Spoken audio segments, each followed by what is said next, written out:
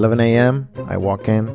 It's relatively quiet, but it's a nice church. New church, contemporary, nice style. People were really welcoming at the entrance. Now that we're moving forward, 11:10, we went through the preliminaries, and now we're worshiping. This is really cool. I like this. Nice contemporary music, reckless love, how great is our God, goodies, oldies, and even a hymn, repurposed. We cannot complain with Marching to Zion. That's just a great song. I'm sitting in the back, just because, I can leave after the preacher says amen. But I'm starting to get a little bit anxious. I know what's coming, and I know I cannot participate. And I know that they're going to ask me to participate. And yep, there it is, 11:20. Of course, I saw it in the bulletin. They're about to ask us to give some money. 11:20, somebody goes up front and says, "It is time for our offering. If you want to give electronically, you can text this number or go to our website." That's a nice change. That's a little bit different. All right, well, I can give. So what do I do? I'm pretty sure that you have had that conundrum before. You're going to church, you may want to contribute, but there's just no way. You had a rough week, you cannot give.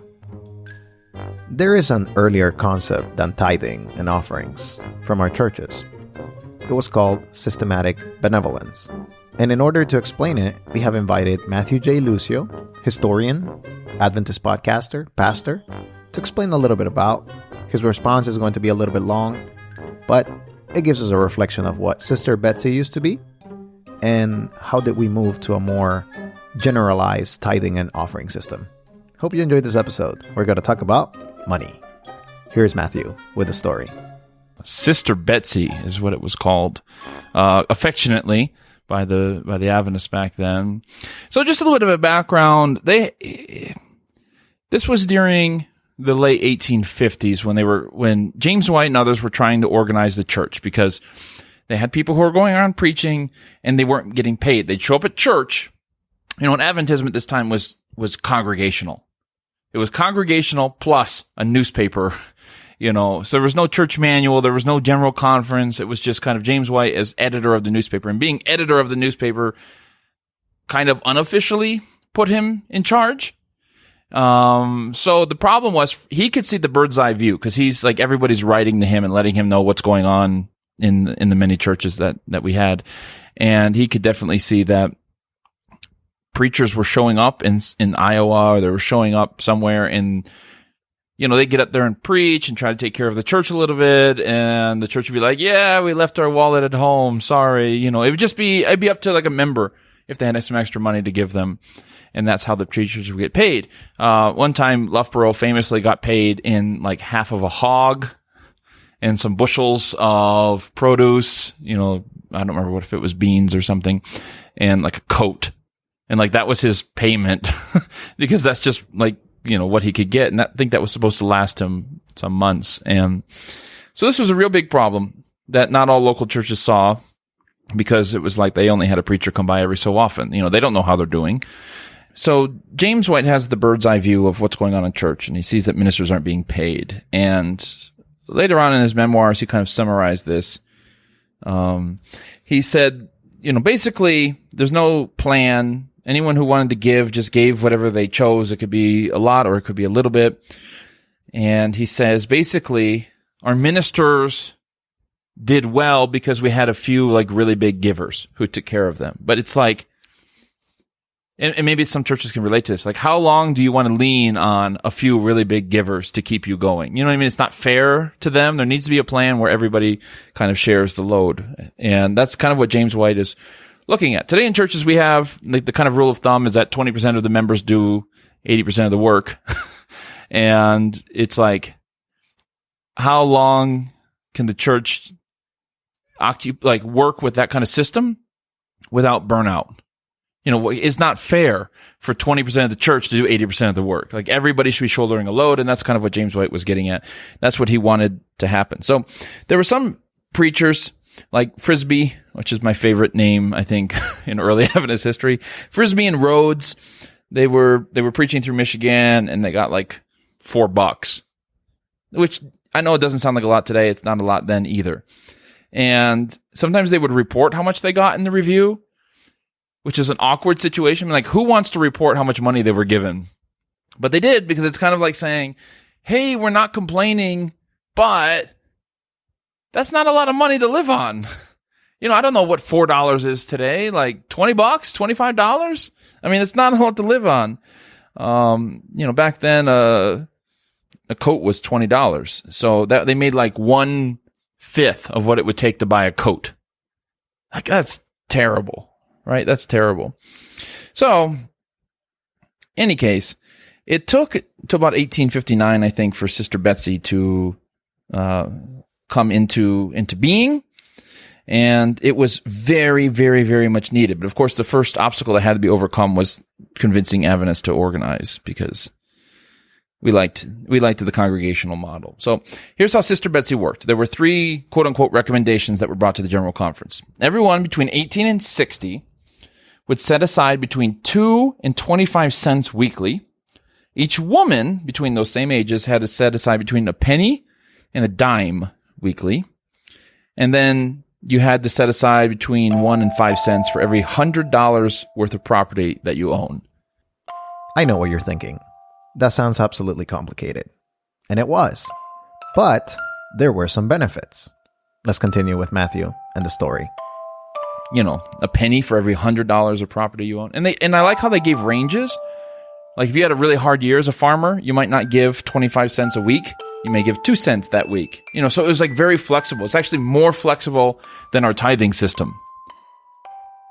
I don't know if I want to really get into that. Right? But it's like if Jose has a really bad week, maybe your car broke down. You have to spend $1,000 fixing it. It's like that week you just may give the minimum. Next week, hey, you're really blessed, you're back on your feet, you may give the maximum. You know what I mean? But it gives you the ability to choose how much you want to give. And that ability was lost. Now we are instituting how much you have to give in order to be a member of the Adventist Church. When we get back from our break, we talk more about congregationalism, tithing, Sister Betsy, and how can we get a little bit better at what we're doing right now in the church. Thanks for listening. We'll be right back.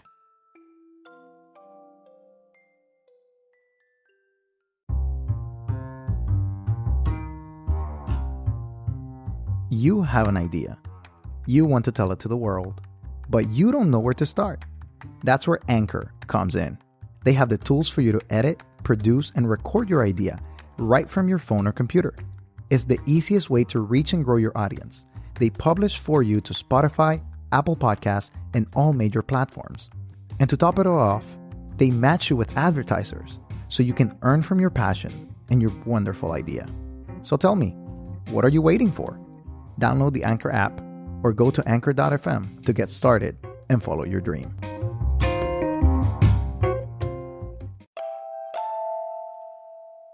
We're back with more Disruptive Adventism. Today we're talking about tithe, organization, and more with Matthew Lucio, host of Adventist History Podcast, pastor and historian. So going back to what we were organized as, we started as Congregationalists. So I asked Matthew, why was it that we were organized in that way and not in a big organization like we have today? And what kind of led us to actually accept the organization model and not just be different congregations around the world? Well, the congregation model is kind of the default when you are starting something out. We liked it because a number of Adventist pioneers have been kicked out of their organized churches, Methodists or whatever. And the idea of people having control over us, that experience still burned. We felt like God's churches should be characterized by this kind of organizational liberty, because it seemed like Babylon was organization. In fact, that's how they referred to those churches, right? Where it's like, they looked at it like the Catholics. They got this Pope who's in control of everything. The Methodists got their pastor who's in control of this church. And it's like, they're like, that's not who we want to be. We want to be free, organizationally. They thought that was a good thing. Until, you get enough people and you realize we got to get on the same page. We have to communicate here. We have to find plans to pay workers, and that's going to require us working together. And we organize out of necessity. And the reality is that organization out of necessity has worked for many years. From the donations of many, many wonderful people from the United States in the beginning, and then as other countries started to form, their donations created a ripple effect that allowed the church to enter into many different countries. But as with any other organization, there are money problems that arise. Now, the North American division wants to keep some money, because the reality is that it costs a lot of money to keep the churches alive here now. And they're asking the other church fields within that organization to stay separate, to stay sustainable.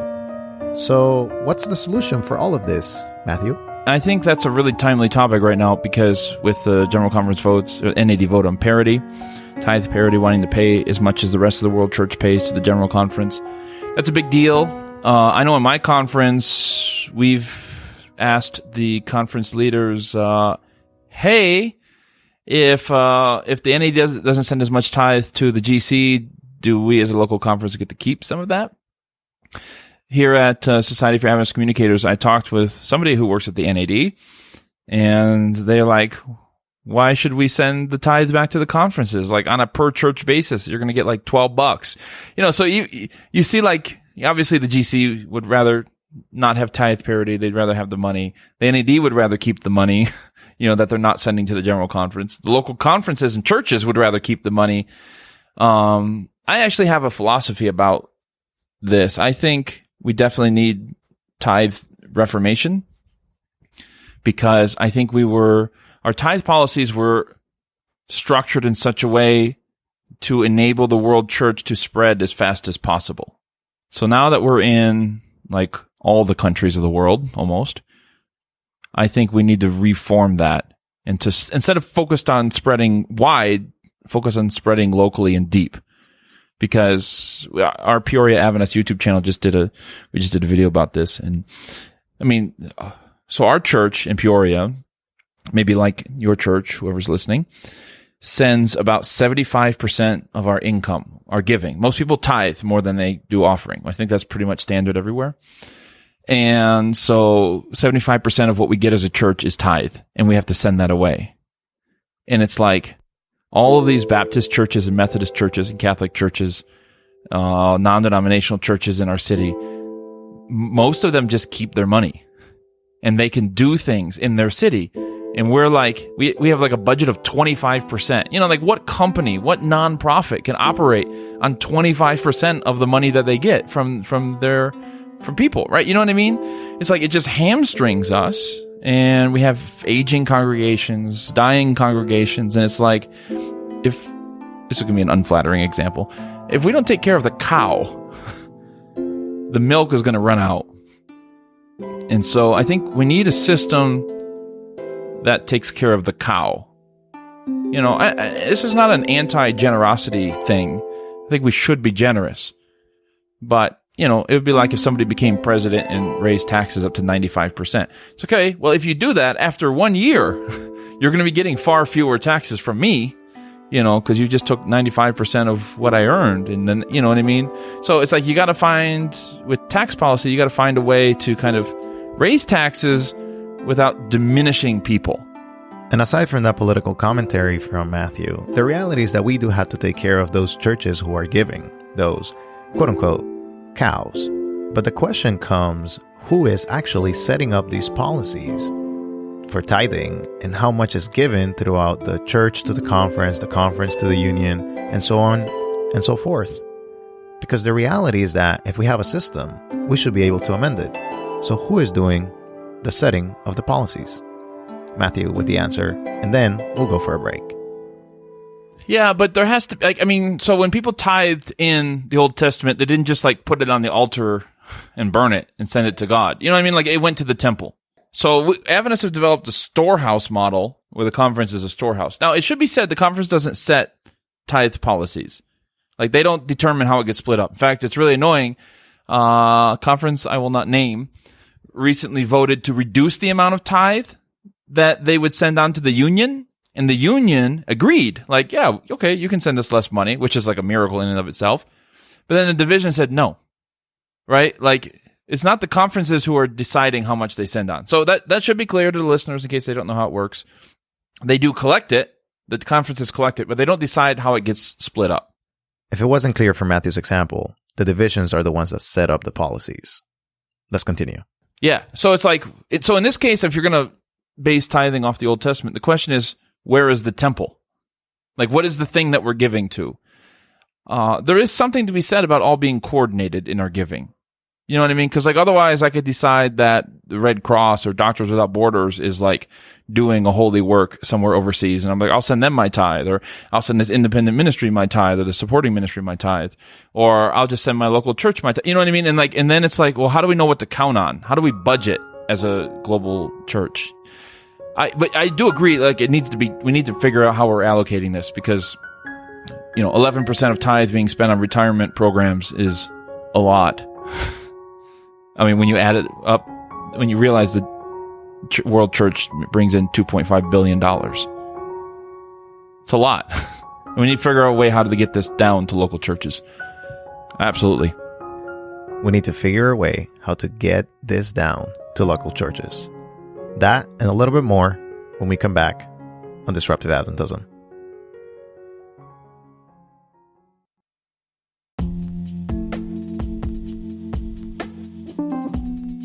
This podcast is brought to you by our supporters on patreon.com and coffee.com. Our supporters are the backbone of the podcast, and we are very thankful for all of you. Your contributions allow us to seek the best ideas and disruptors in the world and bring you podcasts that energize, transform, and change your community. We hope you take courage and join our one-time contributors through coffee.com or our monthly ones on patreon.com. You'll get amazing merch and early access to our unedited interviews and produced podcasts. If you want to contribute, hit the links in the description below.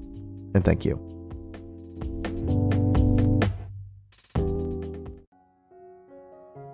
Final segment of Disruptive Adventism. Make sure to find the unedited version on patreon.com/Disruptive Adventism if you want to contribute. But we want to thank you very much for listening to this podcast and to the issues that are going around our church, especially when it comes to tithe and congregationalism and parity. As we continue talking with Matthew, we reach the point to understand what are some of the actual solutions, or what are some of the things that may come in the future that may split us because of this issue of money. We have been giving, the North American division, the United States has been giving for so long to the world church, but nothing has been coming back, and churches are dying in our local sphere. So what are some of the impending challenges that we can foresee happening in the U.S., and as a result, that may hinder the work in the world? To put it another way, there are very few churches out there that have a representative form of church governance that are in most of the countries in the world and can maintain some kind of unity because of all the different cultures, because of all the different laws in different countries, because of all the different traditions and kind of viewpoints that people have. When you get this big, like, find me another church that tries to all be on the same page all around the world, at the same time. I mean, it's great. I can go to Africa and I can have a Sabbath school class just like I would have had here. But like, other than having a pope, like, what other church does that? You know what I mean? Like, it's very rare. Even if you look at the Orthodox, like very tradition heavy churches, they're still not, like, they've barely spread around the world. There's a lot of them. Don't get me wrong. There's a lot of them, but they're mostly in like one area of the world. Many other churches who manage to spread like crazy have to embrace congregationalism and local differences of practice in order to survive. Adventists haven't done that. And so I think this kind of, it's only natural is what I'm saying. It's only natural that when you get this big and you're spread this far and you're trying to maintain some degree of unity, this is going to happen. We're going to have these kind of growing pains. We're going to have this stress of feeling like my church doesn't represent me right now because it's representing everybody. And that's tough. There's no kind of playbook. We see the Methodists are kind of disintegrating right now. The Lutherans are able to be worldwide, but they split up into different synods and things like that in order to, so you can choose what kind of Lutheran you want to be. One way or the other, I think something will be figured out. The question is how painful we want it to be. You know what I mean? Like, do you want to figure it out right now? Or do you want to wait until maybe some churches leave? Like, loyally leave. Not leave like I'm angry with the denomination, but just like, I wish I could stay. Can't afford it anymore. But we love you. Are you going to wait to that point? Are you going to wait till a bunch of churches close and other ones are being planted? Okay. But you're going to wait till a bunch of churches have to close. And you know what I mean? Like, do you want to wait to the point of pain or do you want to figure it out now? I don't want to see Adventism become congregational, but I think you have to release some of the pressure on predominantly Western churches and give them a little bit more resources locally. Because it's like, we love the world church, but it's hurting us. It's killing us. So to me, the solution is like, either do something now and free up more funds for local churches, or else, and I don't mean this to sound like an ultimatum, just as an inevitability, they'll figure it out on their own in a way that will not be good for the world church. And essentially what Matthew is saying is that we can remain united. The reality is that we have come this far, and we can do it together, only if we find solutions that are within a common ground. Here's Matthew with a final word and some steps that pastors and other people can take to be informed and to collaborate into this conversation about money. It's difficult, it's different, but I think we can do it. Here's Matthew with a final word.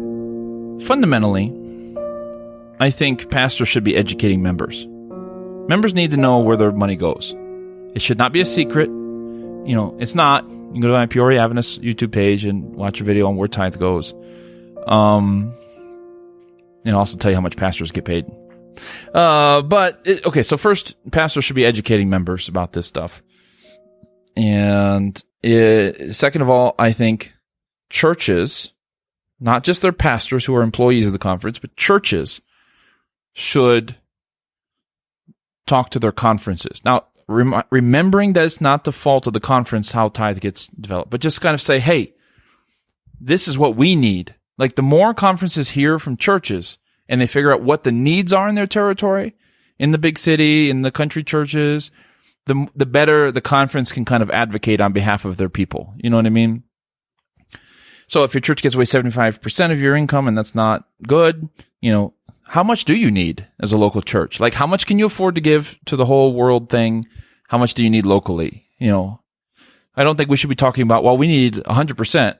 Okay, certainly we can give something away, but find out what that is. You know what I mean? Like, what does a local church need? Figure that out if you're a member of a local church.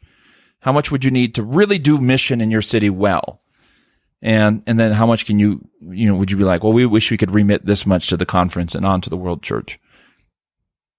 Okay, so do that. Otherwise, I think it has to be a grassroots thing. I don't think this is a thing like, well, NAD should get together with the other divisions, and it's not where this thing needs to start. It needs to start with the tithe payers, and they need to talk among themselves, be educated about how this works. Don't just like fire off letters. Understand also that the people who allocate tithe are not bad people. We're just trying to stretch every dollar to help as many people as possible. I honestly believe that. That's really what people are trying to do. But educate yourselves and then talk to your conference and be like, this is our situation. This is what we wish would happen. And your conference is going to be like, oh yeah, I hear that a lot, blah, blah. But the more churches that do that, the better informed the conference will be. The more pressure you put on them and unions to kind of renegotiate this thing. You've been listening to Disruptive Adventism. We hope that today's topic helped you to think and change something about your practices, about your faith, about your Adventism. If you want to subscribe, make sure to go to Apple Podcasts, Spotify, Google Play, or wherever you get your podcast. We'll be there. And make sure to give us a review if you like what you're listening to. If you want to support, make sure to go to patreon.com/disruptiveadventism. It helps us pay our bills and produce the content that you're listening to. And if you want to socialize, make sure to like us on Facebook, follow us on Instagram or on Twitter, and hit us up whenever you need anything. We'll be there to support you. Thank you for listening today. We hope you join us next time. And as always, we invite you to be disruptive.